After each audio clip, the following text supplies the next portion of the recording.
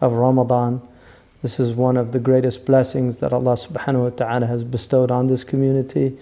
Each year we're able to renew our faith, to restore our relationship if it's been severed with the great book of Allah subhanahu wa ta'ala, the Quran. شهر رمضان الذي أنزل فيه القرآن.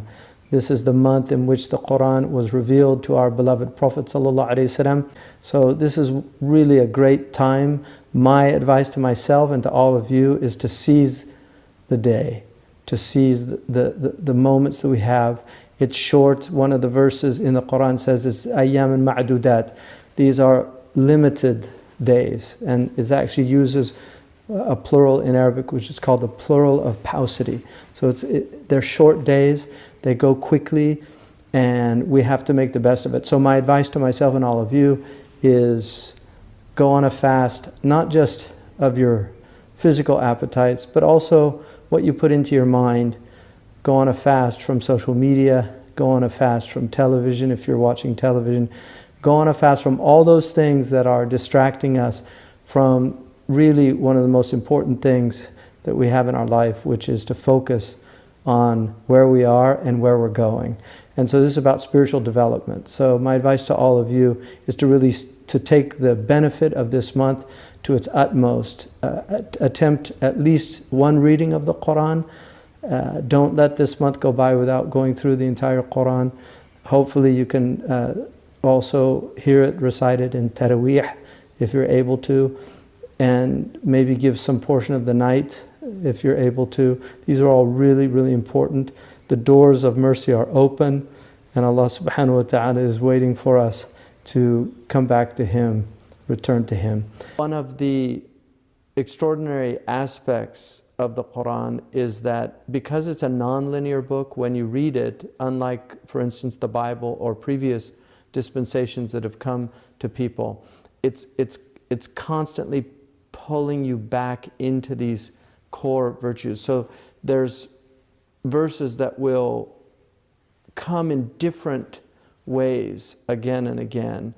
One of the most important concepts in the Quran is the idea of Taqwa, and this is why it's foundational. In fact, the very first verse that gives a command in the Quran is that we are told in Surah Al-Baqarah, أعوذ بالله من الشيطان الرجيم بسم الله الرحمن الرحيم يا أيها الناس اعبدوا ربكم. O humanity, worship your Lord. الذي خلقكم والذين من قبلكم لعلكم تتقون. So worship your Lord, humanity, and know that He created you, the one who created you and those before you, so that you don't think you're in some kind of infinite regress or circular type of reasoning. There was a beginning to all this.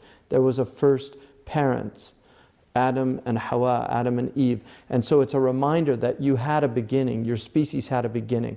Although you came from your parents had parents who had parents all the way back. There's no infinite regress and there's no circular reasoning. You have to arrive at a first cause.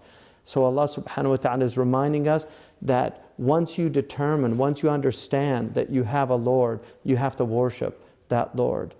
And the purpose of that worship is to achieve what the Quran calls لَعَلَكُمْ تَتَّقُونَ, that perhaps you might gain this piety. Taqwa is a difficult word to pin down because it has a semantic field that gives a lot of nuanced meanings. But primarily it has to do with prevention. Wiqaya is prevention. And so when you taqi, when you ward off something, you're warding off harm. The word in Arabic for believer, mu'min, means the one who secures. Al-mu'min is one of the names of God because God secures us. Amana means to secure something. From amina ya'manu means to be secure. So amana means to secure something. How do you secure something as a believer? Billah. Amantu billah. I have secured myself through God. In other words, with God I find security. And this is at the essence of what taqwa is. It's a way of protecting yourself from harm through your devotion to your Lord. And so no matter what comes to you, you will be in a good situation. So for instance, when we read the Quran in a very interesting hadith about the latter days, in which Sayyidina Ali heard the Prophet ﷺ say that the calamities, civil strife, sedition, fitna, would continue and become so constant that eventually it would become like portions of a dark black night. And that's certainly the case in some places right now in the world. There are Muslims that their lives are like portions of a dark black night. And the Prophet ﷺ, when he said that, Sayyidina Ali radiallahu anhu said to the Prophet ﷺ, what's the way out of that? How do we get out of that situation? And this is one of the interesting things about the companions. They always ask the right question. If you see hadiths where they ask questions, they always ask the right question. He didn't say, oh, how terrible that day is going to be. No, he wanted to know, what's the right out? Mal khalasu. How do we get out of that situation? And the reason that he asked that question, in my estimation, is because he knew a Quranic principle. وَمَن يَتَّقِ اللَّهِ يَجْعَلْ لَهُ مَخْرَجًا.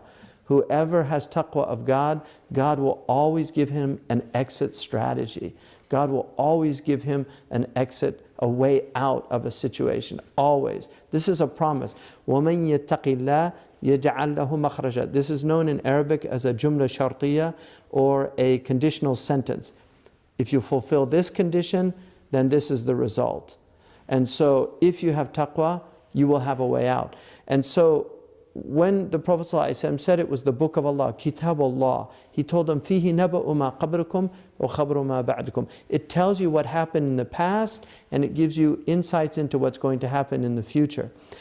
What that means is, there are many stories in the Quran that are sacred history. While we can't prove them in some historical account that archaeologists and others go through, we believe them to be true because they've been revealed, but the historical nature of them is not what's important. It's the lessons that are important. And that's why it's sacred history in that way. So we could never prove the Garden of Eden or what happened in the Garden of Eden, but we know that it is sacred history in order for us to understand the lessons of the beginning of our species.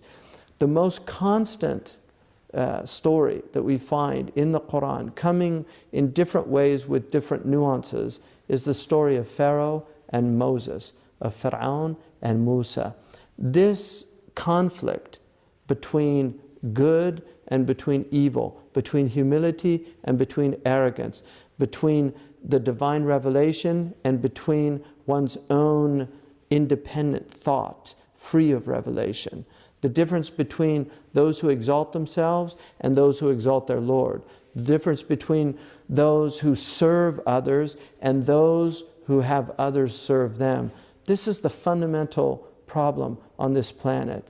And the people of the prophetic tradition, the Mosaic people, the Jesuit people, the Muhammadan people, sallallahu alaihi wasallam, and prayers and peace be upon all of the prophets, these are the people of service. And that's why, even if you look at the religious iterations that exist today, the people that take their religion seriously are people of service. Whether they're Christians or Jews or Muslims, you will see that this is a fundamental hallmark of profoundly religious people, is that they serve others, they don't serve themselves. And the reason they're serving others is because they're serving their Lord.